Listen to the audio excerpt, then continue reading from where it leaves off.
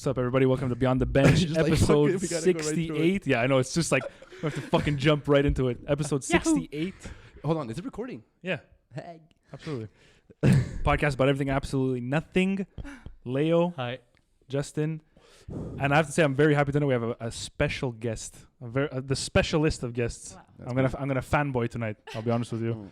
Cassandra Kurimenos, is that it? Kurimenos. Kurimenos, aka Kallitechnis. How's it going? Yes, I am swell. I'm good. Thank you so How are much you for guys? coming. Yeah, thank you. This is awesome. Everybody's feeling good tonight, Yeah. I feel except great. for the fucking the curfew. Crazy blizzard out, eh? Crazy. Is that the Like, highway? no Apparently, the highway was traction. crazy. Yeah, fuck. It's the worst. I was on the highway before, like I said, crazy traffic. Apparently, like when people don't know how to drive when it snows, that's what it is. But it's like that with everything. It's like rain, snow, and like cloudy weather, dude. It's just like nobody knows what the fuck they're doing. Cloudy weather. It's fucking cloudy Yeah, today. if it's Sad driving. it's horrible, man. Can you imagine? We lived in. I always wondered this. Like, if we lived in countries where it wasn't actual like roads the way we have it set up with cement and everything. If we lived in countries where it was just like sand back paths and shit. Can you imagine the disaster it would be, with dude? our potholes, it's pretty much the same thing. Yeah, yeah, for real. Yo, in Bali, they didn't have like blinkers. They would honk when they're turning. So when you're at a street and you hear honks, you expect cars to come like beep beep. And they're just coming in. But how the fuck do you know which like side they're turning if they're honking? It's but like, a what, mess. But like, what if you're coming like, Yeah. if you're turning left and cars are coming towards you? You're honking. So if I'm turning left to honk and actually, What they're doing, these guys, is they're literally cutting because no one's letting them go. You're cutting and honking until someone will stop because they're going to hit you and then you go. And you're just like, It's fucked Crazy. actually because when I was in Colombia, it was That's the same so thing. fucked. Like all these South American countries, it's like you go there and it's just a fucking free for all, dude. Oh, bro. On the roads, it's just like it's just car after car. It's just like a big blockade of cars, man. It makes absolutely no sense. And the craziest part about it is the dogs understand what's going on. They know when to cross. They know No. Yeah, dude. Really? I've seen dogs like in Bali just wait at a light, at a light, at a at a red light. Yeah, and then like all the cars, and then he's like in the middle with the cars, just like walking. It's fucked. Yeah, it was wild. I like that. That's Me a very too. such a strange concept. Of Did what? your friend, Lights. his dog, he got on a boat and he. Oh like, my went god, to yeah, the my friend island. from Croatia, yeah, Yeah. they just What? want, yeah. So I have a friend in Croatia. He lives there, and he has a dog, and apparently there they just like the dogs roam free. Everyone's like chill about it, and he just like took a taxi boat on an island, Oh my chilled God. there for a couple of days. The dog. The dog came back. I swear to God, yeah. There's this cat that used to take like a van to go to the bar. Like it liked to go to the bar, and like a van would come pick it up, like an Uber or whatever, like a taxi van, like knew where it lived. And Around would, here? like, no, in the States it was some like Could you TLC imagine special or something. No, but like it would actually like go to the bar, and then like they knew like, oh yeah, it's that cat, and then like they would have a driver kind of drive it back home. Like I swear. How would he I'll call the find Uber, the link. cat? Pardon? How would he call the Uber or the No, taxi? I don't know. Maybe like Uber for cats. clearly, Yeah. clearly the cat doesn't call the Uber, but yeah. Coober. Imagine the cat just shows up to the bar. It's like I'll take my regular. I'll take my regular two scotch and two cubes. Oh man, but With it's some very catnip. it's very common though. I've seen like videos of like dogs take the bus, go to the bus stop, wait for the bus to come, I've open the seen that. doors, it Bring gets on the themselves to the bus. park. Everyone's greeting Yeah, him. goes back to goes to the park, goes back home for supper. Like, I it's crazy. wish my Just get a little dog closer would, to that. Yeah, would my be able bad. to do that. I was just thinking the cat, like, imagine if the Uber driver never came to get him after the bar, and he's just like waiting outside, like super sad in the rain. The rain. Yeah, he got stood up by the Uber. Meow. Don't cats hate water? That wouldn't work. Yeah, like I guess he would find shelter. Do you have a cat that likes water? No, Okay. but some do. Okay. Yeah. Do you have any pets? I do. I have cats that are like dispersed between my family. But I Okay. currently have a kitten named Lola May, and she's wild. Lola May. I love Lola that name. May, yeah, That's so cute. You're living alone now, right? with my boyfriend. Okay. Nice. Yeah, Nice. aka manager. Okay. Sweet. Manager. Okay, that's one of the like not to like fully jump into it right away, but like, Uh-huh. like whatever, it's stupid curfew shit. We're pressed for time, but like Yeah. that's one of the questions I wanted to ask you. Like, so your boyfriend is also your manager, and I'm sure you get asked this all the time. Mm. Like, what's the like? How does that work? It works because we're aligned in terms of like we have a shared passion, right? Mhm. We have like common goals, which is always a plus when you're in a relationship. Yeah, that was the premise of how we met. So it's kind of like from the jump, we both love music. Like we've always been immersed in music. So that's just like what unifies us at all times. It's tough on my end because like ego comes into play. Like, you know, when Mhm. like the person you love is like literally like managing you because Yeah, that's yeah, their yeah, job. yeah. So it's hard for me sometimes to just like not get irritated and to just like separate and realize like, no, like at the end of the day, my music is my business. He's treating it as a business. Yeah. Like if he needs to like check that I'm on schedule and then doing this, It's like nothing I personal. can't get, Yeah. exactly. It's Yeah, nothing personal. exactly. And I'm super sensitive. So it's like always, I need to check myself and be like, fuck, like this is not about me. This is just about like getting shit done and Yeah. being effective and leveling up. It's a all the good time. thing though. If you think about it, it means he's on his shit. Uh, Means he's doing- 100%. means Oh it's no, good. no. You know what I mean? Yeah, So yeah. think I about feel it that bad for way. him having to deal with me Yeah, because okay, I'm yeah. the typical artist for sure, for sure. Do you think like, and just like for all you, like, do you think it would be harder to be on the end of like in that type of relationship where you're the person being managed or being the person who has to manage? Because if I would imagine like if you're the person who's managing, you kind of have to toe the line between like what can I say, what can Oh should, yeah, could, no, can I we say? both have it. We both have our like our hurdles in terms Yeah. of like our responsibilities in the business relationship, but also just like, you know, creating boundaries if we can. It's hard to do, especially with COVID. Like we live together, Mhm. we work together. Oh my god. It's yeah. just like, yeah, it's hard to like, create boundaries, but it's worth it. Like we've accomplished so much in a really short amount of time for a Montreal artist doing things independently. Like Mhm. that alone just gives us motivation to keep going. Yeah, 100%. And like I've like again, I'm saying like I'm gonna fanboy a lot on this podcast because like you know more than anyone probably I'm absolutely in love with your music. And I appreciate it. I follow it all the time. I listen to it all the time. Like every show He does. pretty much actually. every show that I know, you've been you've to, been- I know. I Mhm. come and like I show every single person who has ears. Well, okay, this person has good taste in music. I'll show them your music. You know what I mean? But yeah, like there's been like a serious, for lack of a better term, I guess, glow up in the Mhm. in the last couple of years, Oh my God, yeah. and like to the point where like you were doing tours and stuff, right? Yeah, I toured at least locally, did a show in London. Oh my god. I'll So like sick. name off some milestones. I don't know. I had a song with Pusha T, which was like pretty Stop. big. Yeah, That's the metal, guy- that's yeah, the guy metal you song, like, I right? love him. Yeah. It's called Better Without You, and yeah, that alone is just like surreal because I do the hook in that song, so it's like me, his verse, then me again. So it's just like the thought. I mean, we never collaborated like in physically in person, but it's just the thought that like when he was recording, he was listening to my voice, and I'm just like, How did that even? crazy. Like, how did that happen? How did that start? I met this rapper called Internet James on a music video shoot in like 2017. And his manager and Pusha T's manager are tight. And Internet James was working on his project and got Pusha T to do a verse on his project. Meanwhile, that happened to be the song that like he had sent me to just like do a hook on. So he sends me this like instrumental. He's like, "Can you do the hook on it?" I do that, not knowing what's gonna happen of the song. You have no It- idea who's working on No, it. and like I'm just gonna give you like a scope of like what happens when you're a recording artist. Like 90% of the things don't come out, whether you're collaborating with somebody or otherwise. It's Okay. like it's a craft, right? So like you practice on the daily. That doesn't mean that everything's gonna be released to the public. So I kind of just did this on like goodwill because I wanted to collaborate. Like he sent me something, I sent him something to like do a verse on as well. And then like months later, he's like, "Yo, I'm gonna have this like fucking crazy feature." Like he's like teasing it and like not telling me who's gonna be on. And finally, he sends me like the verse, and it's like I hear Pusha T's voice We're all on my smiling, phone, Yeah.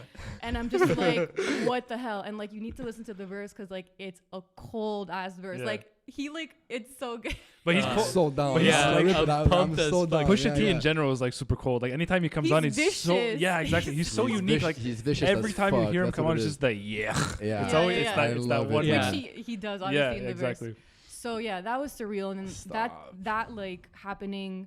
What's the song called? Better Without You. Okay. Yeah, so that happening like a year into my career was just like, okay, I'm not delusional. Like when you launch yourself into something, especially creative, it's just like, let's hope for the best and like work at it and like I don't know, expect that it's going to be an uphill Yeah. battle. But to have these little wins, especially on that level, like from like a tier 1 artist, was just like, okay, I'm not crazy. Yeah. And then That's so sick. another I'll name like 2 other notable moments that like really resonate with me. Another one is getting accepted into Babyface's songwriting camp. He's like a legendary artist, producer, songwriter. Got invited to his personal studio in Hollywood where I got to collaborate with like another 5 producers and 5 songwriters for 3 days. Got mentored by him. I'm in the studio where like Mariah Carey and like Whitney Houston recorded. Man. It's just like, again, it's What's the just studio like, called? It's his personal studio. Okay. It doesn't have a name. It's Okay, actually okay. super low key on the outside. It's like a bunker. It's like Yeah. concrete, like in the middle of Hollywood, but like concrete. Like there's like a garage door that you like, a metal garage door that you like go into, keypad outside. Like you wouldn't know what it is. And then you go into his studio and it's just like plaques everywhere and like photos of the people that recorded there. And it's just, yeah. So that was surreal. And just to have him mentor me for those days and like compliment my voice, I was just like, damn, like again, like I'm not crazy. This is just like another thing where like I feel like I'm meant to be here. And also because I'm very much self-taught, like I've done everything so far like intuitively. Like no one has taught me how to write a song. Like I just do it because Yeah, you just I've go with it. listened to so much music. And a lot of music making is like mimicking and just like incorporating things that like you appreciate in a song. Yeah, it's a lot of like what inspires you in general, and like that's one of the things. Sorry, not to cut you off, but it's one of the things I wanted to ask you is like, because I remember when we met, it was I think like probably 2013 or something, 2012 or 13. Yeah, even earlier. I think 2011, 2012. Yeah, and like I always tell you like you're one of the people who I always said like has some of the coolest taste in music, like just to some of the stuff you listen to, and it reflects I think in the music you make, and it's very like.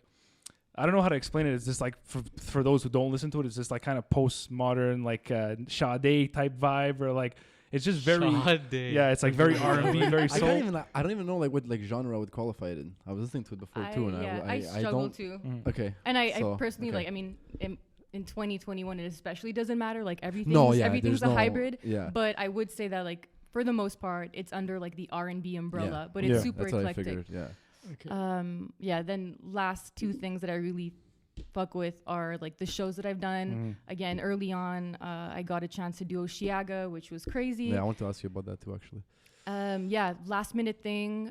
Again, a lot of like like moments of like serendipity, and it's just like good timing, which again is just like a note to like always just put yourself out there and like bring yourself into spaces and create opportunities for yourself, because then that's how opportunities then like multiply and like come back to you. You need to put that energy out there. So why I'm saying this is because I did this like cute little show that you were at actually. The one at the in bar? the Mile End at the park, UNGM. Oh wow, yeah, that one was awesome. Yeah. So in a park? In a park in the Mile End, it was like a cute little like woodsy vibe, like short wooden stage. Anyway, small show, like no big deal.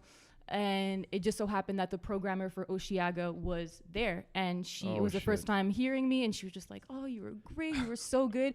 And it was 2 weeks to Oshiaga, and she's just like, "If anything happens and like I need an act like pull through at the last minute, I'm gonna call you." And like I hear that, and I'm obviously just like flattered that like she liked me, that she was even there. It was just cool, and I just didn't think much of it. And then 5 days till Oshiaga, we get an email, and she's like asking me to like fill in for 2 Feet, who was an artist that pulled out at the last minute.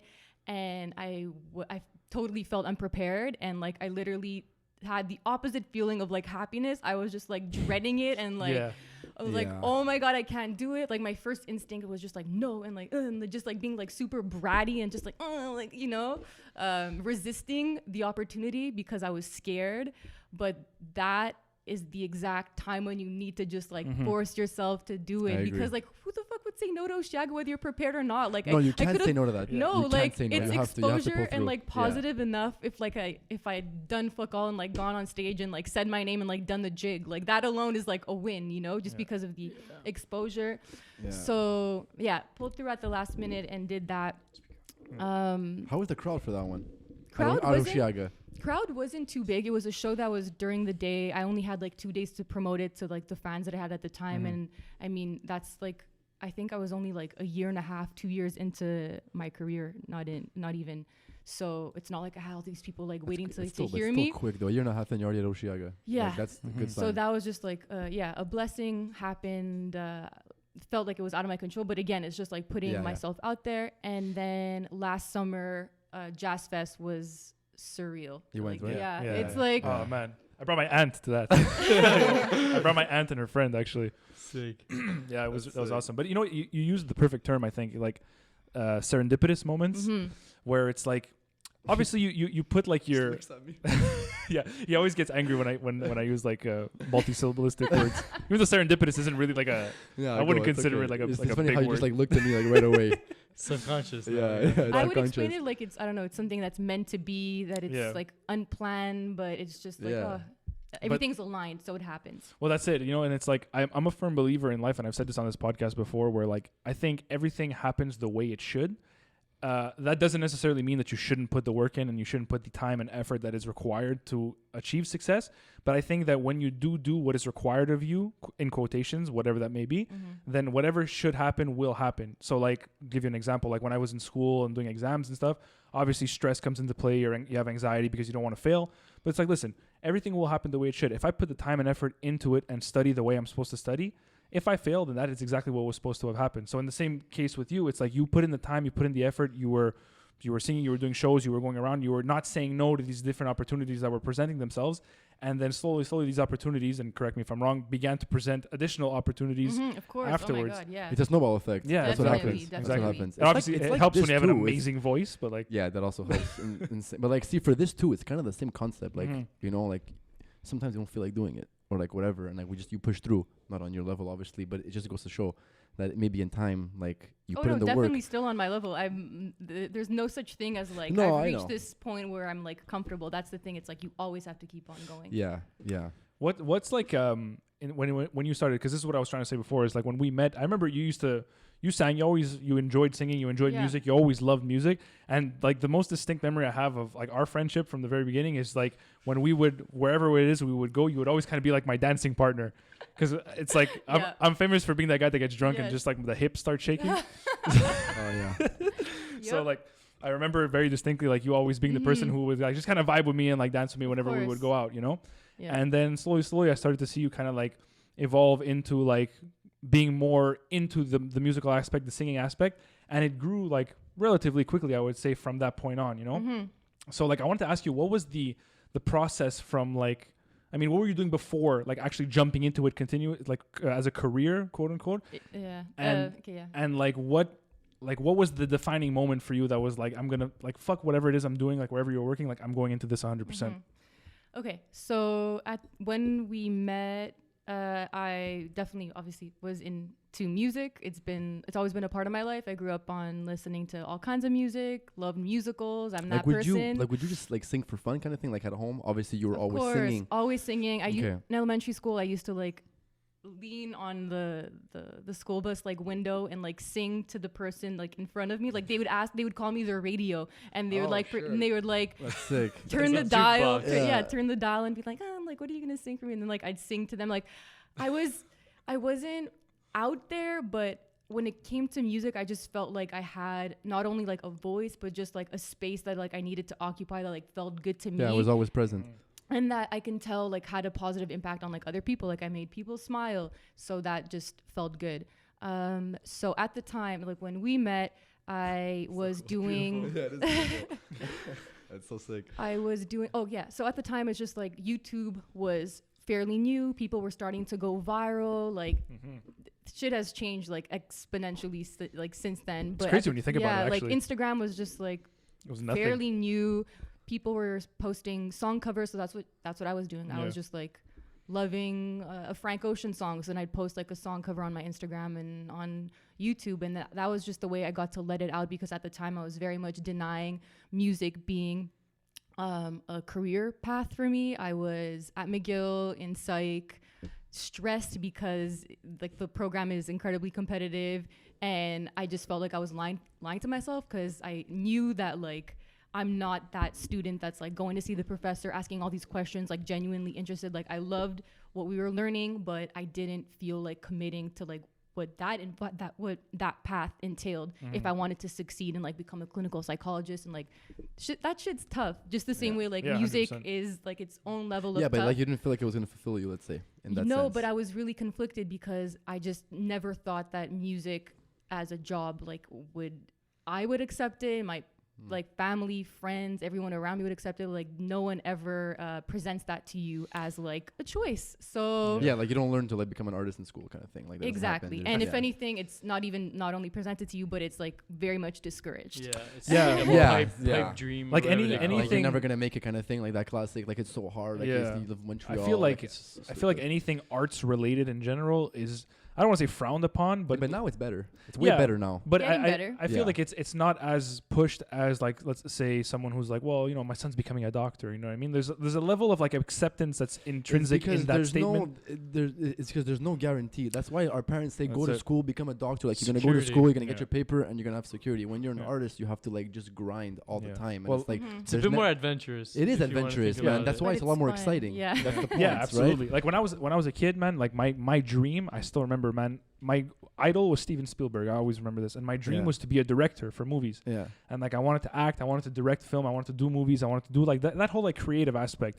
And growing up, especially in Quebec, like you kind of, I mean, tell me if you felt the same way. Like especially in Quebec, you kind of feel like, I don't want to say discouraged from it, but you feel like there's a lot more limits and a lot more barriers to success in the arts like milieu Mhm. Yeah. than there would be elsewhere, like in Ontario or in the States, let's say, you know what I mean? So I remember being very discouraged early on from continuing on that career path because I felt like it wasn't really going to take me anywhere. And so that's like, I feel for people like you or for people who actually decide to take that leap 100% in to whatever it is they're doing artistically, it's so much bravery and so much like courage, I think, because everyone's telling you like, it's not going to happen, it's not going to happen. Go to something that's more or less risky. Yeah. More secure. And you're like, nah, man, this is what I want to do. And then especially to have like a relative amount of success with it, like I think is awesome. It's because you Thank you. believe in it. Like there's a part of you that has to believe in it. You need to Oh, have some yeah. faith. Well, you in wouldn't this. push through if you don't believe in yourself. Exactly. Mhm. So I mean, that's like the first step, like Exactly. base, like Yeah. believe in yourself, and you know, Yeah. you grind and But you I push. didn't believe in myself at first.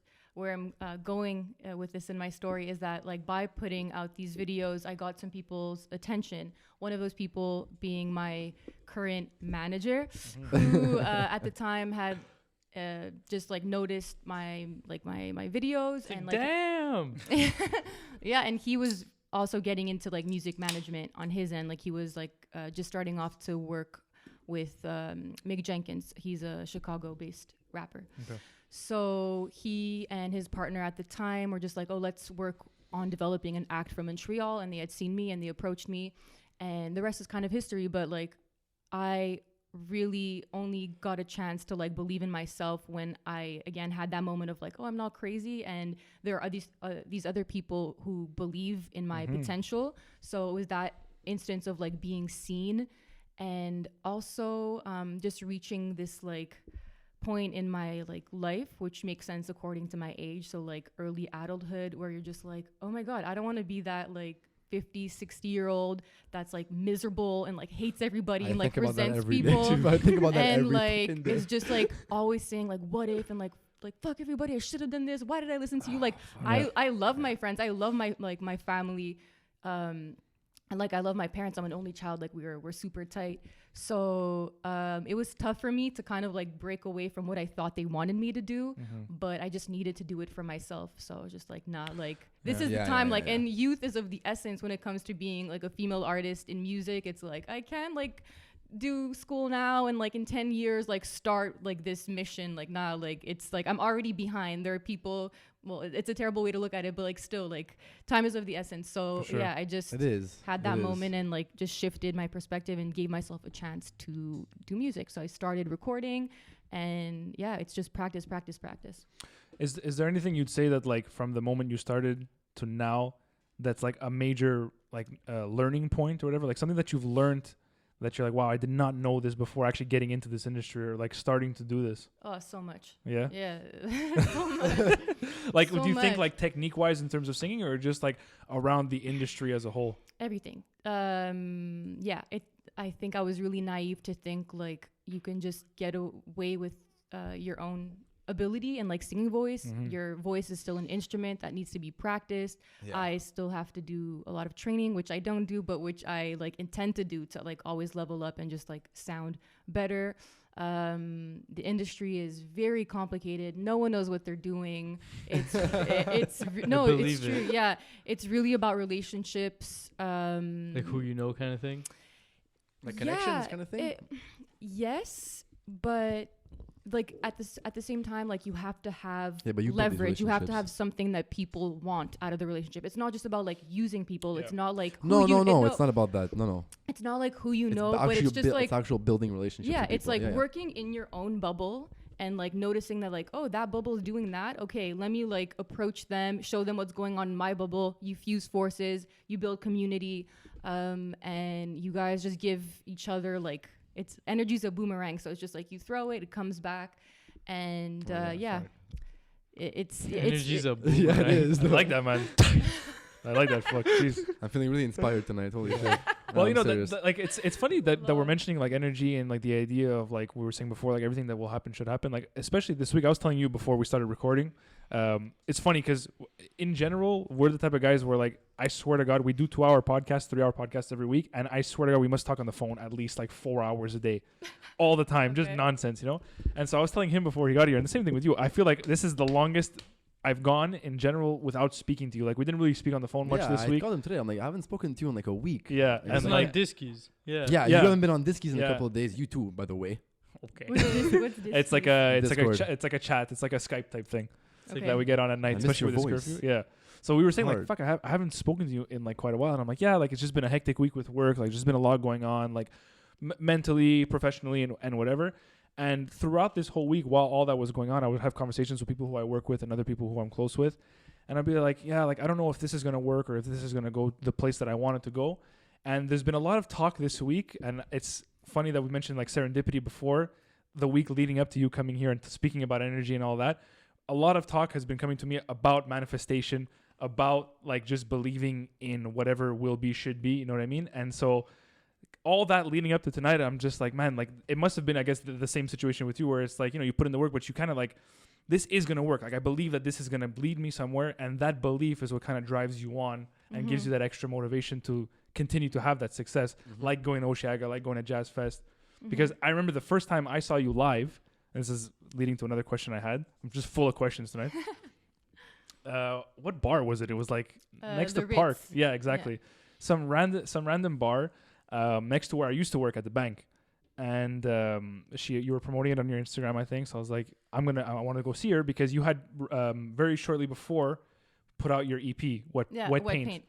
4 songs. I still remember the moment I heard Raining. Three songs. Yeah, 3 songs. 3 songs. Yeah, sorry. Yeah. I still remember the moment I heard Raining on that EP. I was at my parents' house playing Xbox, and you had put it on your Twitter or on your Instagram. I can't remember which one. And so I was playing Xbox, and I go, oh man, she put out some music. Like I know she has a great voice. Let me listen to it. So I put on Raining first because it usually has like a star when it's like kind of like I guess the most played or whatever. Apple Music. Yeah. Mm-hmm. So I put on Raining first, and as I'm playing, I think it was Call of Duty.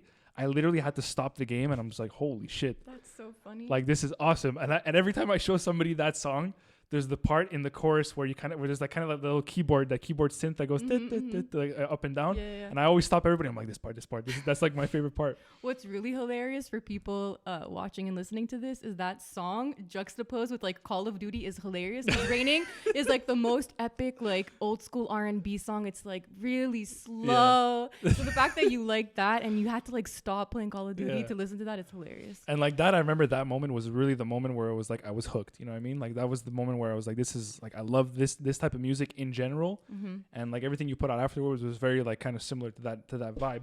And so you kind of had been promoting the show that you had at the Ritz, and I think that was the night that you had. It was your first show with your band, right? Oh my god, yeah, wow, yeah. So like, how did that come about? Like finding the pieces, because I would imagine that's kind of like building a puzzle, right? Yeah. Okay, so are you solo or you're in a band? I'm solo, but I perform. Like ideally, my ideal performance setup is with a guitarist, a drummer, and a keyboardist. Good. Okay. Yeah. So at the time, it was just a matter of like asking around. Like the Montreal scene is fairly small. The musicians are very much recycled. Like my band members play with like other artists. For sure. And so yeah, it was just a matter of like yeah. asking around and being like, okay, Chill. who can do this? Musicians are always down. Like they're like they love what they do so much for the most part that like yeah, they're just always down. So it's just a matter of them learning the music. Yeah. And that's it.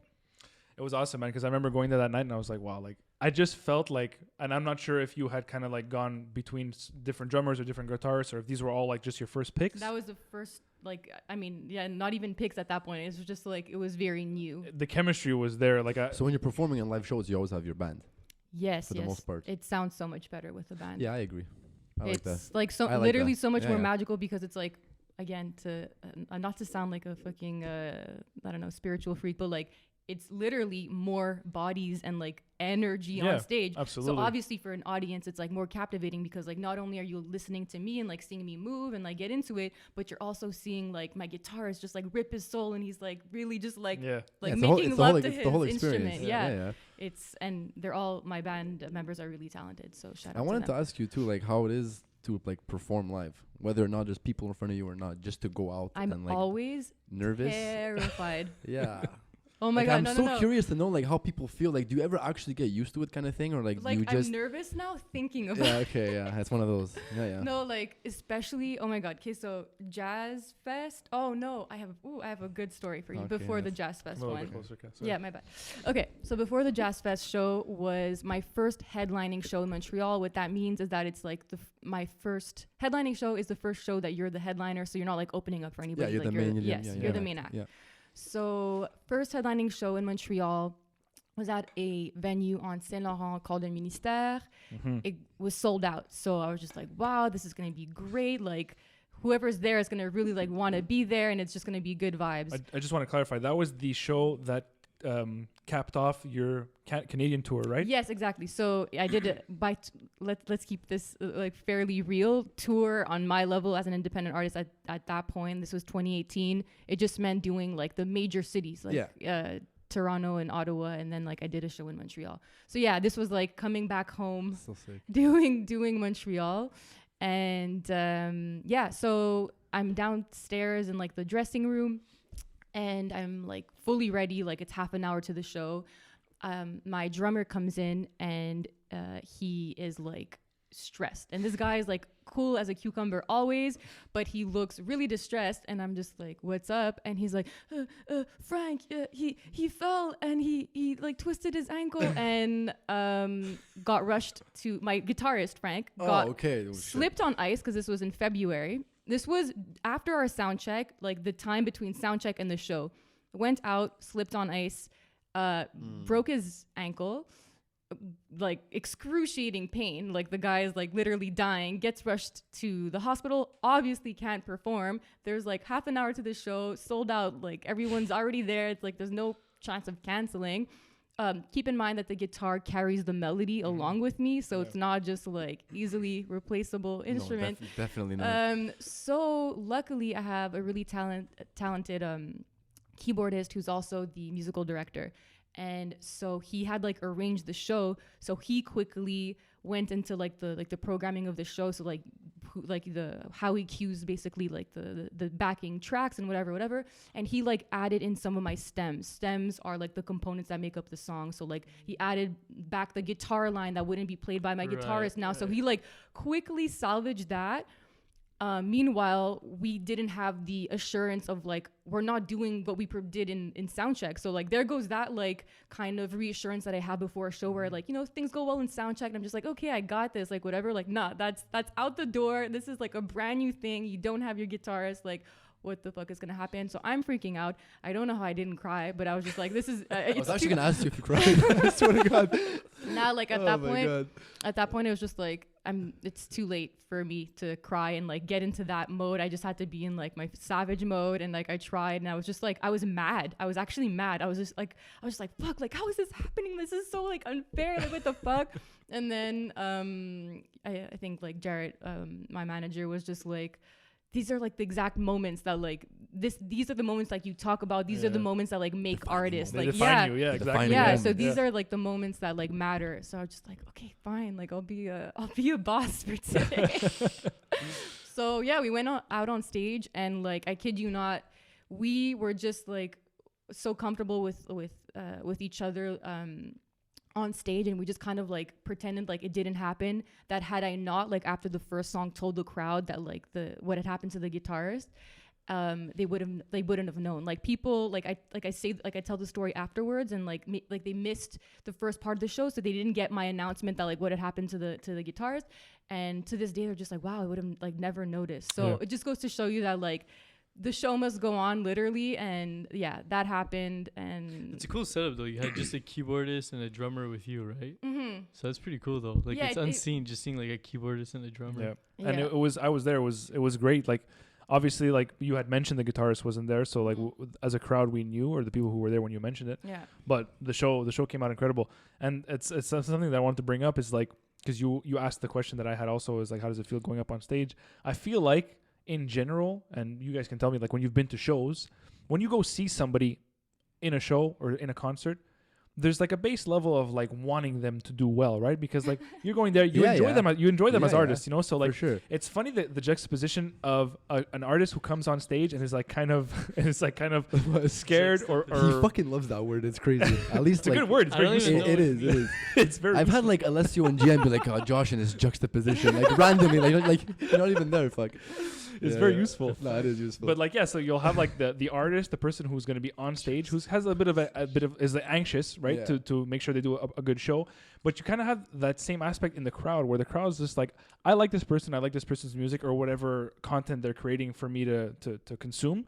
And like I want them to do well also, because like I kind of want it to be like a back and forth, and that's where like the Yeah. You energy want a comes good in. show. And so like it does, man. to your point of having mentioned that the guitarist wasn't there, I feel like things like that, again, like you said, defining moments, but they also kind of like put the crowd on your side, because it's like, oh shit, like there's some form of like obstacle that A handicap. yeah, that's it. Like we're all in this together and we're getting through this together, so we're all gonna create It's this like vibe those moments together. where like sometimes you'll see like even like a big ass like celebrity, like her mic dies, like stops working, and the whole crowd at the same time sings with for her. Yeah. So it's not like Exactly. embarrassing for her, or it Yeah. doesn't seem like a Exactly. big ass fuck up. But in reality, yeah, You're it's like an kinda the same- underdog in that Yeah. moment. Yeah, you are, And it's you're like, super human. It's so. But that's what it is, it's exactly, like you're human. That's gonna happen again. Like Yeah. that something's gonna happen. Yeah. I know that. Like I'm preparing myself because I know that that's life. Like yeah. things But happen they're beyond your there control. for you. They're rooting for you. That's the whole point. Mhm. You Yeah. know. So Mhm. like, It's like it's similar to I have a friend who was mentioning to me that like she feels like one of the things that she has to work on is kind of like just whatever, I guess, like being more out there, but just kind of being more vocal in like just social situations, let's say. And I say, like, you know how when you're growing up and like someone's scared of a spider, your parents are always like, oh well, the spider's more scared of you than you are of them. yeah. It's kind of the same thing, because like everybody in general, I don't want to say to the same degree, but kind of shies away from large social situations or like being in front of a crowd and et cetera, et cetera. So if you're the person who's going to be up in front of that crowd, the people in that crowd are all kind of putting themselves in your shoes and being like, man, what if that was me? You know, like I obviously wouldn't want people booing me or telling me to get the fuck off the stage. You'll have idiots who don't give a shit, Yeah. obviously. Yeah. But for the most part, people kind of like get on your level and are like, that's what I mean by like sharing that energy. And it's Yeah. like, I want you to do well. You want to do well. So it's like kind of, that's the beauty of a show. And what I feel like it's so sad that's been lost with this Oh, whole I like fucking- COVID yeah, thing. I Oh need to my go to a God. concert Yeah. like immediately. Is that beauty of like that connection that the crowd and the person performing has. yeah. And to your point of having the band also, like I play guitar nowhere near to the level that your guitarist plays it. But like he's crazy, when he's really good. Yeah. When I jam with whoever it is that I'm jamming with, some friends, you get that feeling of like the chemistry is just there. And we speak about this all the time when we see people who are jamming, or when I'm in those situations, when something cool goes down, or like a really cool riff or a really cool part of the song, the instant reaction, and it's weird, is always to laugh. The instant It reaction. sounds so good. You have to laugh. Yeah, exactly. Like there's no like, oh yeah, thumbs up, a really good job. The instant reaction from everybody in the It's room like a when big something smile, really man. cool comes out, cool sounding comes out, is to laugh. Would you say it's like maybe like a feeling of relief? Oh shit, that's deep. That's deep. Psychology Maybe. semester. Oh, helped she you went out to- there. she did psych. Yeah. She's the second Psychology McGill, it's semester. true. Yo, trust me, it's so intertwined into my Oh, music. yeah, like, for sure, it I'm relates, guaranteed. Such an overthinker. How many super- semesters did you do? I graduated. Oh shit. shit. Yeah, Okay. I graduated and then decided to not pursue that. That's and, okay. Like do a graduate. Listen, better. having the degree is always better than not having the degree. Do you feel like it plays a part in like your songwriting process? Yeah. Oh, just it's the type of person that I am. Like I'm meant for. Like if I weren't to do music, psychology does make sense in terms of like who I am as a person. But yeah, it's very much just in the way that I think and like I analyze people and like the way I reflect human experience in song, and I talk a lot about vulnerability and a lot of just I don't know. I try to represent the way we think, and I try to humanize myself through the song so that people can relate to it and like hear themselves in it. Do you find yourselves writing a lot about like situations that have happened to you or things that you connect with like personally or like very closely, or do you kind of like build a theme and kind of write around that theme, regardless of whether or not you've Yeah, like experienced what's like a that. songwriting for dummies, you know, Okay. like a little step by step. Like how do you do it, kind of thing? Okay, first of all, I just need to plug myself here. I just started doing virtual songwriting workshops. I saw that. It's called Calligraphy. So if you do Ah, have cool. friends or anybody that wants to like get tips on songwriting, I am doing one-on-ones for that. I love to But- play on words with that. Calligraphy, Yeah, yeah. Yeah. Gotta see. I'm a nerd, so like I have to. Anyway, songwriting. Okay, so one thing that I do, if let's say I'm receiving a production, so it's not like me building a song from scratch with a producer in the studio. If like people are sending me beats, and sometimes they're pretty like fleshed out, and like I'll be compelled to like write to one. So I'll listen to it, and one of the main questions I'll ask myself is like, okay, what time of day does this make me feel like? So like there are some songs to me that are obvious, like morning songs. They're like a little bit cheery. There may be like chimes, which I associate to like waking up, and like keep in mind, like, of course, this is all relative, these associations that I make, but like so much of this is conditioned, like the music that we Yeah. hear in soundtracks, like there are a We lot all of have like, our morning songs and our afternoon songs and our night Mhm. songs. It's a thing, right? and Yeah. some like universal components that like are, you know, that we all share just because we Yeah. all been exposed to the same media and whatever. Mhm. So that's something that I ask myself. What else do I ask myself when I listen to beat? I kind of, again, nerd style, the same way you might be like asked in school to like write a long text, whatever, short story. Yeah, yeah. Yeah. You like brainstorm, right? So like you Oh my you God, you no. think of like the themes that you want to incorporate. So let's say I've already established that it's a morning song. Okay, so like what's happening this morning? Am I talking about how I'm waking up and like I'm stressed? Am I talking about how I'm waking up and I'm grateful? Like what else does this make me think of? And sometimes I take it like really abstract. So like I'll listen to the thing. I've established it's a morning song. I'm thinking like, oh, this song has like a bit of like a West Coast feel. So I'll write the setting of where I'm writing the song is Cali. So like I'll try to incorporate some like Cali elements. Maybe then I'll tell the producer to like incorporate some like wave textures, like crashing, waves crashing like as a texture in the background, like just to like have everything come together in the end. And it just kind of like escalates from there. But yeah, just like pulling themes, like starting with words like beach, Cali, tension, I don't know, like cheery, like optimism. And then from that, I'll build a story. I'll be like, okay, like what kind of experience can I pull from that has all of these things together? And then the song, I don't want to say writes itself because that's such a cliche, but yeah, like, but no, yeah, I get it it. doesn't write itself, Yeah. but like I love words. It comes together. So like I help myself in like having that story come together by breaking it down at first and just like, Yeah. and it's also, I think, effective to write that way because so much of music is like instinct and just like initial feeling. It's not always so conceptual. So if I start simple, like that's the first layer that people are going to listen to. When they hear the song, like people are going to be like, oh, this is a cheery song. I might want to listen to this like when I'm walking to work or whatever.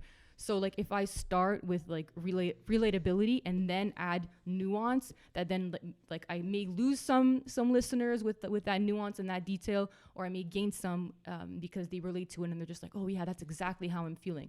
But regardless, like I start from a point of like common symbols. Okay, now when you're writing music, you're saying like for your listeners, do you feel like you're writing more for them or more for you, or more like a balance? Like, do you stop yourself from That's what's hard. releasing things because your listeners might not like it, kind of thing? That's what I struggle with. So Yeah. I always write for me so that I can be authentic and like sincere, and like I'm not just writing a jingle, you know, for like a company that has like a particular goal and I have to serve an audience and whatever. So just to stay true to me and so that I can feel like at peace with my creation and I don't feel like a sellout for just like, you know, making a product. Yeah, it's big. Yeah, just like I write for me, and I do keep at the back of my head, obviously, that like I want people to listen to this song. That's the So I'm point, not gonna yeah. do something really left field or just like something to, I don't know. I'm conscious basically of that fact. It's hard though to have to like, obviously because it's a business, to look at the back end and be like, oh, okay, you know, like after a couple of months, people are really gravitating towards like this super R&B song. That may not be my vibe for the day, but like if I'm working towards leveling up and like getting more fans so that then I can make even more of what I want, like you do have to make certain sacrifices. You have to realize that like certain things kind of take you forward and they're just stepping stones. They don't have to define you. You can make like an R&B song about how you don't want to make R&B Maybe, music. yes, you know? no, Like, but literally, that's I'm exactly. fed up. Yeah. You know, like, yeah. No, but Yeah. no, you're like it's funny, but it's not funny because like that's exactly that's so super creative, and that's It's exactly going into it honestly, right? yeah, Because you're still gonna do it, but you're gonna do it honestly. Exactly. I love So it, yeah, that's where I'm at. Like knowing that there has to be compromise. It's not just about me. It's not just about my ego. It's it's again just balance of like it's my therapy, but it's the goal here because I'm releasing it to the public is like like the people listening are literally how I survive. I'm only doing music. Like that's my. It's for you, but it's also for the fans, obviously, right? Like Yeah. that's kind of the whole point, right? Like that's what keeps you going. That's what Can drives you. someone learn how to sing like through the internet? Like you know how you can learn the guitar, The like guitar. I'm 40,000 years I old. think you can. It's a muscle. You could train your Or do you your need voice. like a teacher? You definitely. Oh, I don't Well, know an about online that. teacher that would work. That's the I'm talking about like let's say there's a YouTube video. This guy's doing like a 10 fucking I don't know if that's. If he's really great at instructing, maybe it's Like possible. But it's not tutorials. live. It's like you're just watching and repeating. Like a tutorial You're getting kinda no thing. feedback. Yeah. yeah. I don't know. It's like voices are so particular, and maybe someone is like really at the cusp of being able to sing, and they just need like a little bit of instruction, Yeah. Okay. and then that might work. But other people really do need that feedback of like like adjustments all the time. I think it really is on like a case to case, Yeah. case by case basis. It's different than like learning the guitar or the drums on YouTube. You know what I mean? Like Because I the feel like guitar is making the noise. exactly. Yeah. This is It's your just- voice. Yeah. Everyone like the guitar has more or less the same sound, right? You move Depending your on how you finger, it tune it, does it. and like Yeah. right. But your voice is different for everybody. Yeah, like you're kind of like your vocal cords have to be like But yeah. have to have been created in a certain way that Yeah. that are I actually wanted conducive to to ask making you, the like, sound. I just want to ask you something. This is really random, but for me, when I re-listen to myself on the podcast, like it makes me cringe. I don't like my voice. Okay, so I want to That's a good know question. when you listen to yourself, are you like, holy fuck, like I sound really, really good, or do you always feel like, I don't know, maybe a little bit like disappointed to say because it's your voice, because it's I yourself. feel like everybody's more hypercritical of themselves in general. Yeah, I think at first it took me like a little bit of time to get used to my recorded singing voice because it's different than like how you just hear yourself. Mhm. yeah. That's true. But with time we just like know what to do, like how to execute a line in the mic that is just going to bring your best self. It brings it all becomes a science. skill. It's like a Mhm. skill. It's Yeah. literally Yeah. practice, and I'm still learning. And like I mentioned earlier, like I do need to train vocally and not just like practice my own songs, but like get taught by a professional. for sure. Yeah. Do you feel like when you're singing, do you feel like what you hear afterwards as being recorded sounds different than what you hear when you're actually singing?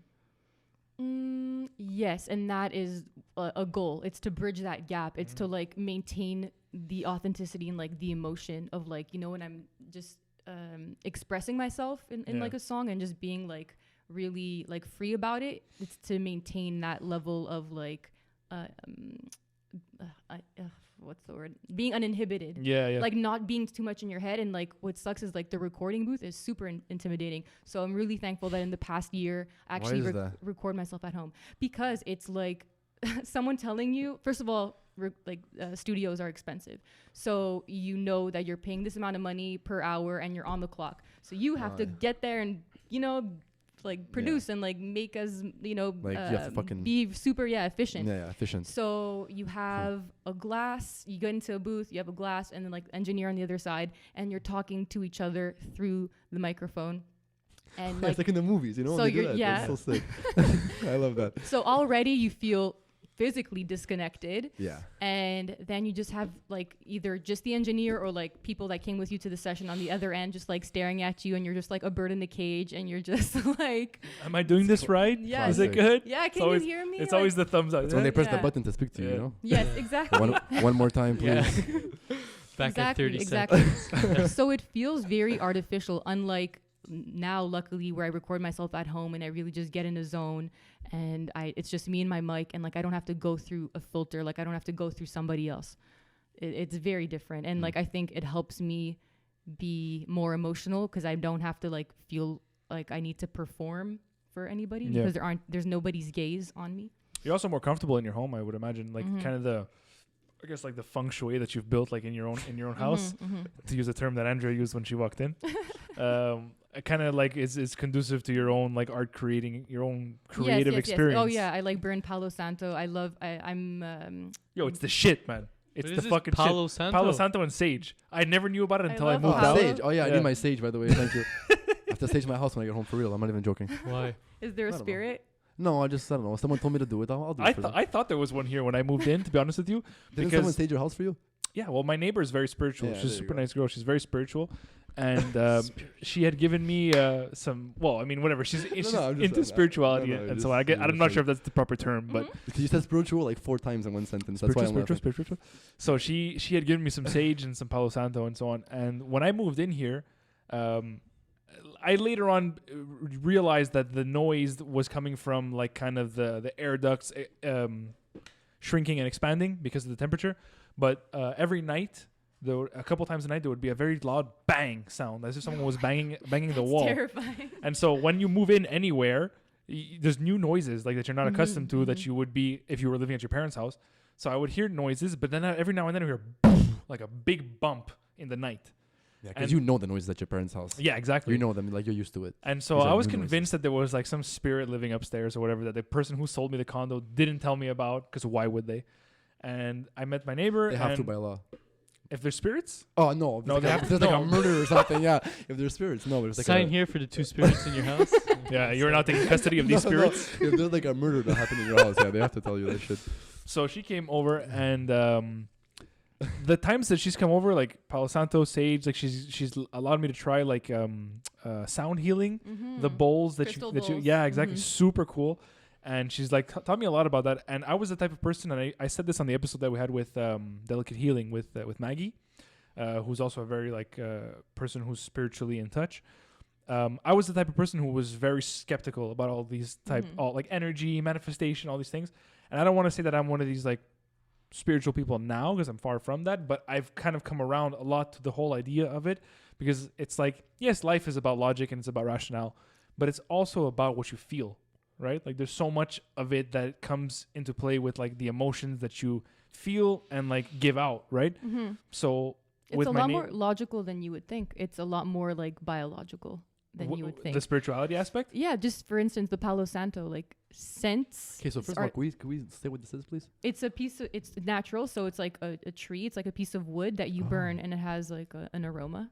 And yeah, I'm pretty sure I've seen it before then. yeah, it looks like a stick, Yeah. Okay. just a I've wooden I've seen stick. those. What's Yeah. the what's It's always I next was to the laughing sage. today. She posted Big stick energy. big stick energy. No, okay. Plug to my yeah. to my girls.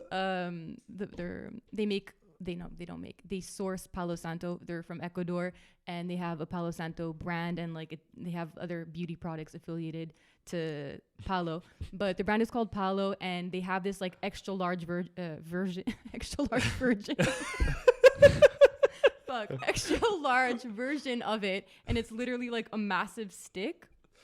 And so I just joke and I play on the whole like big dick energy thing, and yeah, I was like big stick energy. Yeah, I like it's a cool fucking Instagram name though. It's Like perfect. if they were to make an Instagram for it, like yes. big stick Or just energy. call it that. Yeah. I'm sorry, I was yawning. It's not because of this. It's because of my oxygen level. It's because of his BT. Because of Yeah. my oxygen levels. Yeah.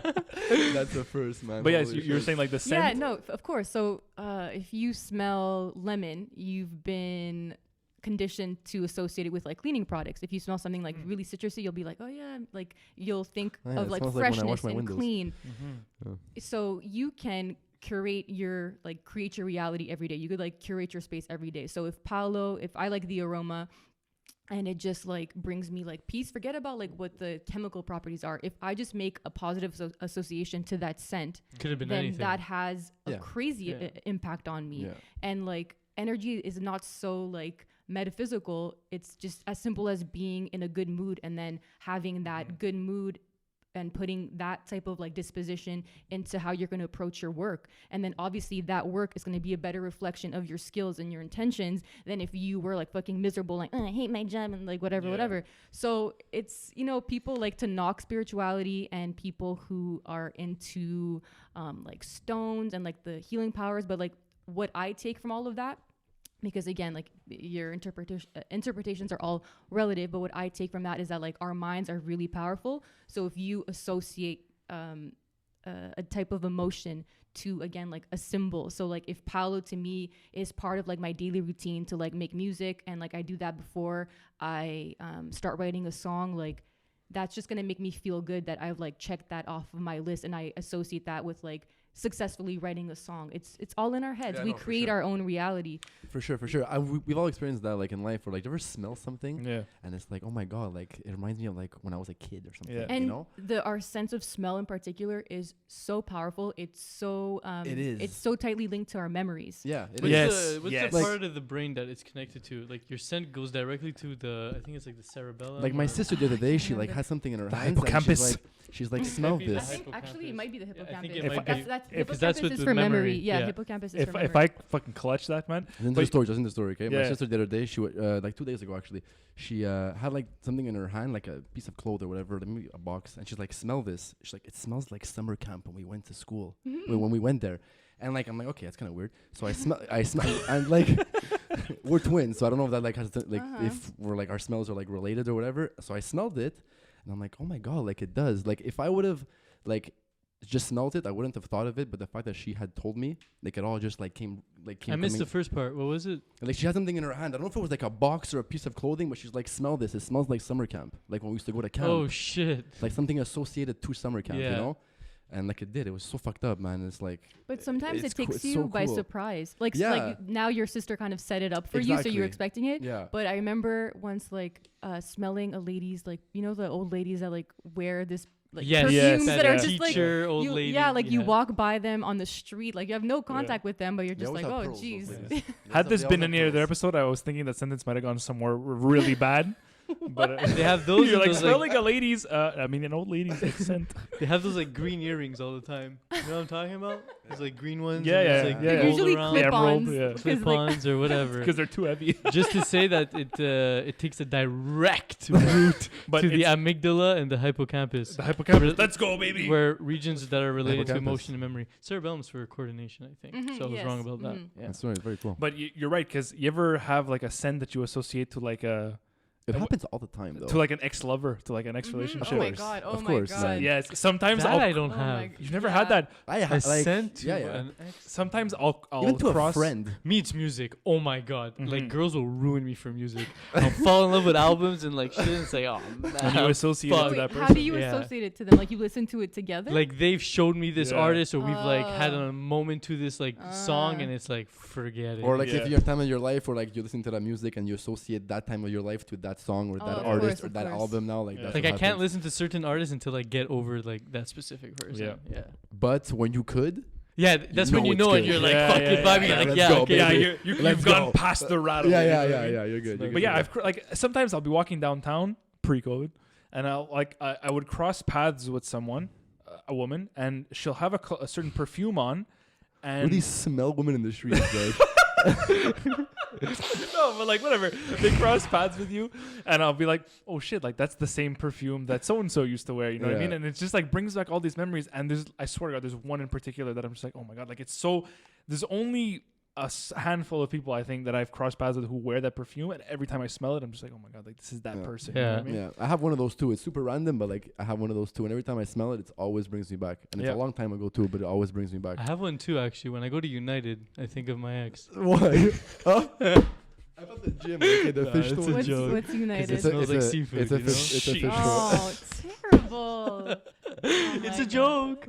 Yeah. And a little bit of Beyond the Bench creeping into this Yeah, episode. you have to just just We plug were us on in a bit. good path. Yeah, we were on a. It's we like were the cleanest we've ever been Yeah, I in, know. and like for a long I time. know, This I know. is fucking. This is like when a comedian This tries is- to go clean and stop swearing. You This know is what I like mean? PG Oh as yeah, fuck, I it's was like, good. yeah, let me not interrupt.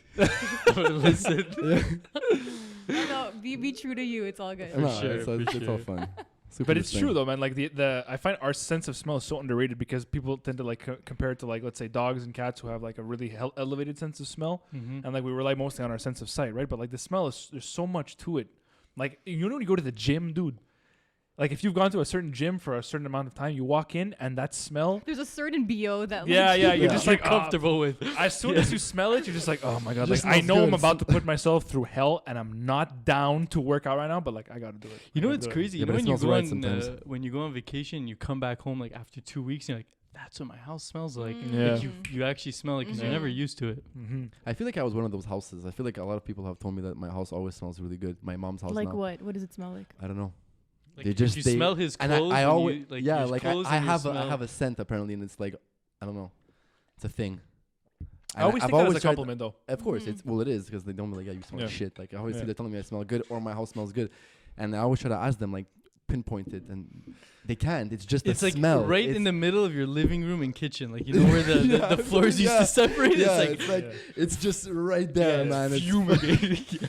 You know what's funny? Actually, talking about like what you smell like. In high school, I talk Oh, about this shit. often. Where like in high school, after like post secondary 3 was kind of like where I kind of I guess like came out of my shell a little bit. One of the pivotal moments of me like gaining confidence, and this is so random. One of your exes in high school, we went to I the know park. exactly what this is. Yeah, me too. We went to the park, which is where everyone would hang out, right? In those days. And I went there, 3XL t-shirt like I used to wear, like a pair of jean shorts that reached me to my ankles, like just that style that I was wearing back then. quarters. And I was very shy, and I knew who she was. She was in our high school, but I had never had really conversated with her. So I went to the park. She was there, and she's like, "Hey, give me a hug." She was very friendly. Gave her a hug, and she's like, "Oh my god, you smell so good. You smell like shampoo or some shit." I don't know. She said like I smell like something. Yeah, you washed your hair, Josh. Yeah, Good for you, exactly. man. Holy fuck. It's one of the days. It's one of the 3 or 4 times a year that I had washed myself Oh my god. that year. And for some reason that always like stayed with me, that memory, because I was like, oh my god, like someone gave me a compliment who I don't know. And I was so like in my shell at that point that like I wasn't even willing to like even entertain the thought that somebody would talk to me who I didn't know. Yeah. You know what I mean? I actually do that a lot. When I hug somebody and they smell good, I always tell them. Always. I don't know if it comes off as creepy. I don't know. But like, No. look, you smell good. No, Yeah. that's. I think That's people cool. love to Okay. hear It would be compliments. like weird doing it at a funeral. Yeah. You know, like, you're like, My condolences. Yeah, context smell is so good. everything. context is everything. Fuck yeah.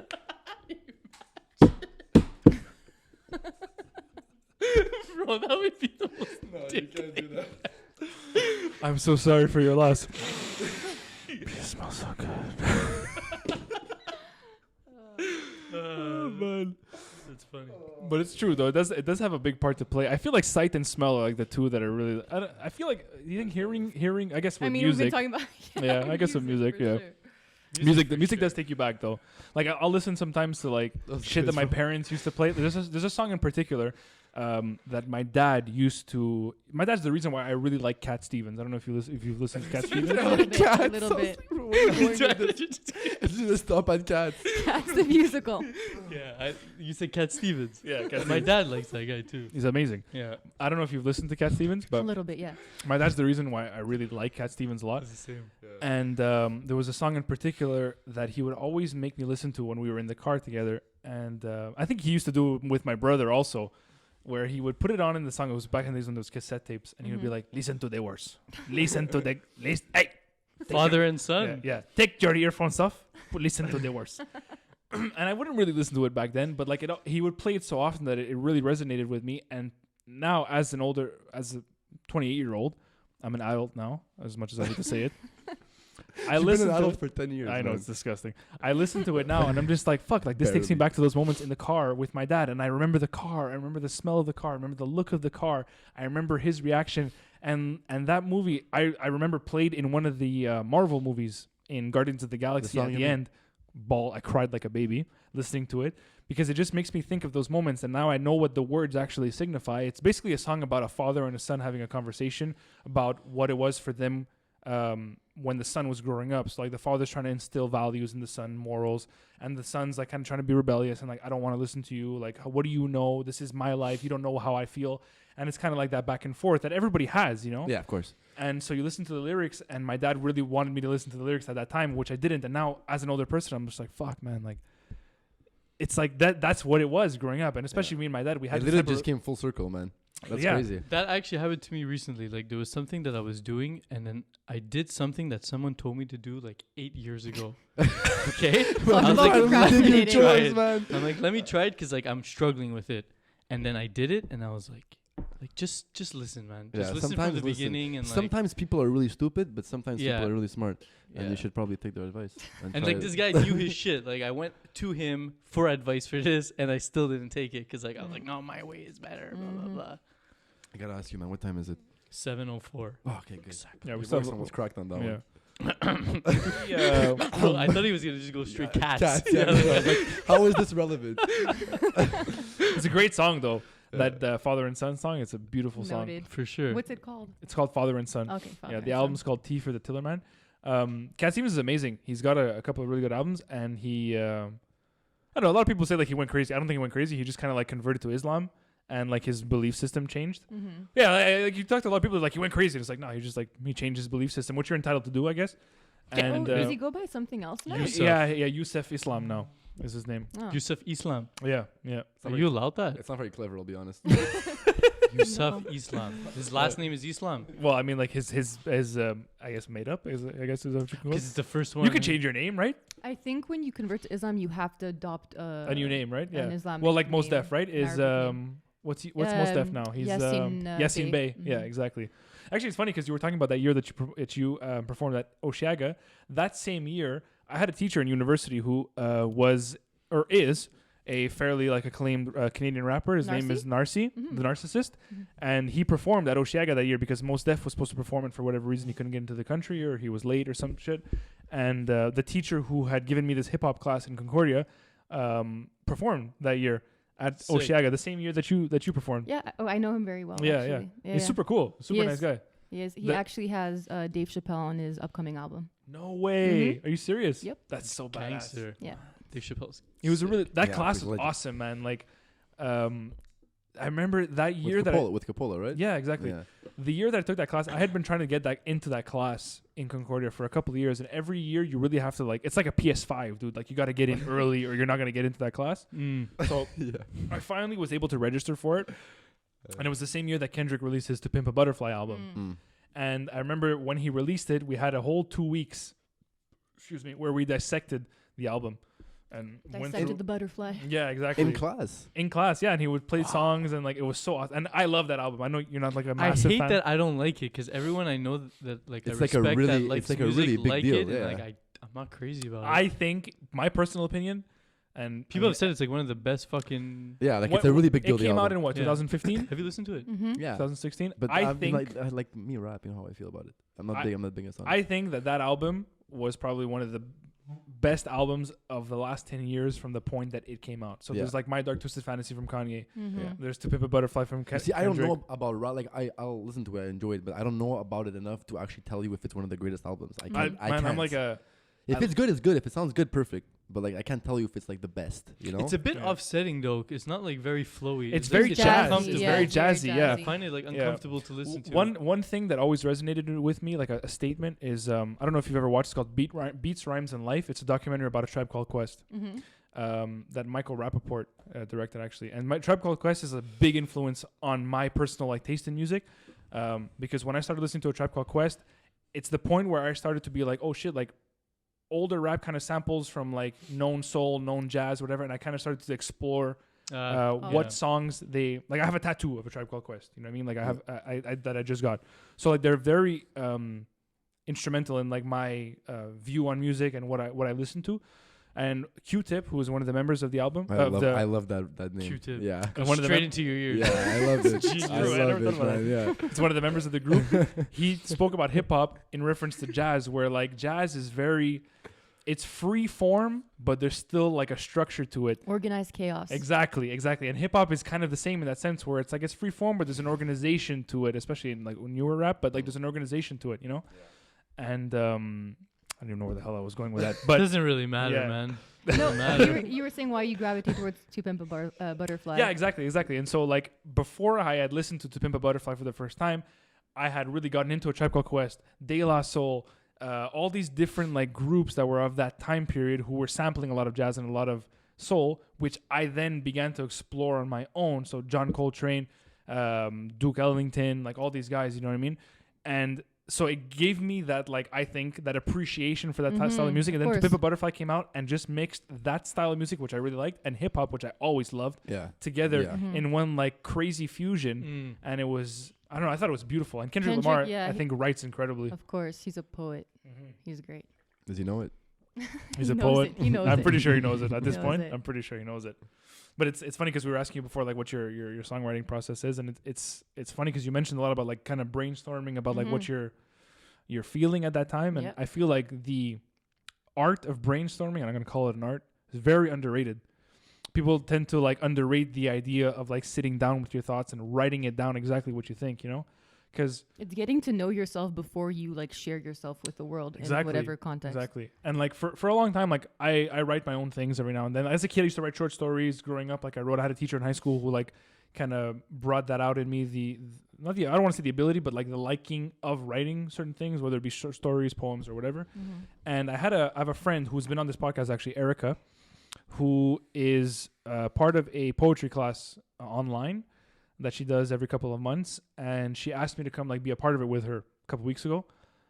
It's Andrea's sister, actually, and the class was centered around kind of like, before even getting into any of the writing process, you read a couple of like different poems that are related to the topic, I guess, and then you kind of write down your thoughts based off questions they ask you. What are you grateful for? What are you unhappy about? What did you like this year? What did you not like this year? And you brainstorm based around these questions that are centered around a theme. And then once you've brainstormed all these things, you kind of get to write your own piece after. And it's like you really take into account all these little things that you wouldn't normally think about if you hadn't sat down to really write them on a piece of paper or really flesh them out before even writing a piece. When you say that, and this is going to be really, really random, but in school, I never thought that like brainstorming for an essay was important. Ever. So underrated. And I agree with you now, you know, and I think that's why I had such a hard time writing a fucking essay, because I wouldn't brainstorm first. You thought it was just going to like spew out of you. Yeah, and like, you know, it's like, fuck, and I'm having this whole moment. It's like, is this why I can't fucking write properly? Because I didn't brainstorm in like fucking sec 1 or sec 2. It all makes sense. All it is helping yourself. Yeah. I know, but to be honest, I just didn't think. It's like, I'm not going to start writing also things. didn't care, bro. I also and you're just care. like, oh, more work? Yeah. As a kid, you're like, fuck You're this, just like, fuck this. Brainstorm. But in life, you always do, I guess, subconsciously. You always brainstorm in life, man, for like what you're going to do. For anything you do, You do. Well, look, when Whether we were on when paper, we were concrete, like you think it's better to actually write it Yeah, down. it becomes physical. Well, look, when we had the meetings that we had for like our merch and stuff that were the merch that we're going to be dropping soon. We have meetings. We had meetings. What were we doing? Wow. We were writing shit down. We were, you know what I mean? Like, we were. It's a form of Wow. brainstorming, you know? Check that evolution. Hey. It's come a long way, man. It's good stuff. Glow up. Yeah, thanks, man. Serious glow up. Thank you. 500 followers. When did we get 500 followers? Last week or this week? I don't know. It was last week, eh? Sweet. Yeah. It's nice. Small milestone. What's your best platform? I think Where you have like most interaction and like... in terms of like where people listen, you're saying, or Probably on Podbean. yeah, like where you just get people's like feedback, where you... Instagram definitely. For Instagram, feedback, okay. Instagram. Feedback, yeah. Instagram for But downloads and the- stuff. It's more like the platform is on Podbean, so I guess the mix of Spotify Spotify, and mix of Apple Spotify and Apple Podcasts, Podcast. Yeah. It's funny, you know, like this is another question that I had wanted to ask you. We're a little pressed for time, but I'll continue with it until you tell me like we have to kind of like end it, which is probably soon. It's me that has Yeah. ended because like Yeah. I live not that close from here. She Same. lives further. I live further. Oh yeah. Park X. Oh, okay. You Like, lose. I lose. Who lives further? Oh, okay. He doesn't even say where he lives. He's like, oh, okay, never mind. I live in Rosemont, but I'll go to my mom's first and pick up like food and shit. Mom. Mommy did his Okay. laundry. Laundry and food. Let's go. Yeah, I'm down. I wanted to Yes, ask like yes. I wanted to ask like in general, like how is the feedback from fans? Like it must be like a serious like motivational point. Yeah.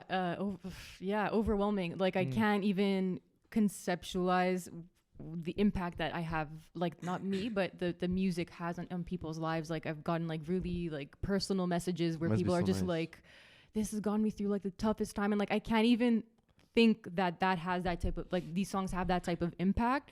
But yeah, it just goes to show me that like there's something there that's like substantial enough to connect with another human being that it helps them go through like something very particular to them. And yeah, it's definitely motivating because I'm just like, that's real ass impact. If like it's helping you go through like a grieving process or whatever, like it's big. Does it ever not feel surreal that like you're actually like impacting people that you've never heard of or feel never like seen? I feel like you don't actually like. It's hard to like think you're doing that, you know. Like I don't feel like you like. It's like us, man. Like people message us, oh, it's so good. I don't feel like I'm doing anything like special though. I feel like I'm just doing that, you know. So I feel like as an artist, like or anything. That's just me. I can't understand how they're feeling because I'm doing it. If that makes any sense. Is that how you feel? It's a bit of both. It's to be honest, like I still can't like comprehend that I'm doing music as like a career. Like I just sometimes like think about like my old self, like my kid self, my teenage self, and I'm just like, how did I get here? Like what? Those are like the best moments. Yeah, it's they like, are. how did They I are. get here? And it's like it's weird. It's weird because like I literally was that kid that had a brush in the mirror, like pretending she was like accepting a Grammy. like I said, I was You singing. have videos of yourself when you were a kid? You have to. I do. I just Yeah, haven't you have gotten into the VHS archives.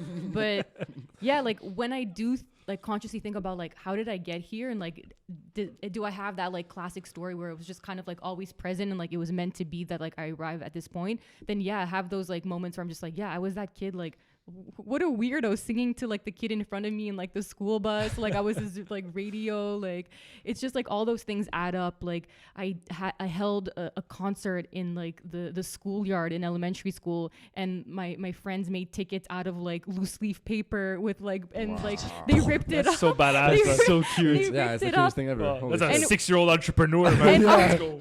our stage was like not a hopscotch thing, but like it was like a square like yellow painted line, and like that division or that like That was your stage? that was the stage. Yeah. Like stuff like that like I think back and I'm just like, oh my god, I think it makes sense. I think It's almost it like makes you were sense. meant to be like where you are now. It's crazy. That- All these that's little it. things throughout your life. I agree, man. That's it. It's like when you drive a car. Like, do you ever like leave somewhere and then get home? You're like, how the fuck did I just yes, get here? Yeah, yes, yeah. yes. All the yeah. time, You right? completely take the whole journey for granted. Yeah, Yeah. And I it's think kind of like the that's- same thing. I think Very that's one of the much. biggest things for anybody in anything you're doing. It's like really enjoy the journey. You have know? to enjoy the journey, man. It's so important. It's just Everything like, of it, the highs, the I don't lows, know everything. if you guys feel that way. Like I don't have that. I feel like there's nothing that like since I was born I was like this is what I'm gonna fucking do.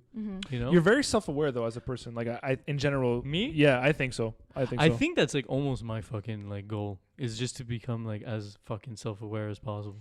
if I had to I like don't say know. of all the Yeah. people who I know who are self-aware, like you're up there. I think think. sometimes it's like too much. Like I know what's going on inside of me. Even my meditation teacher told me, she's like, you're very in tune with your body. And I was like, I don't even know what that means, but yeah, I guess.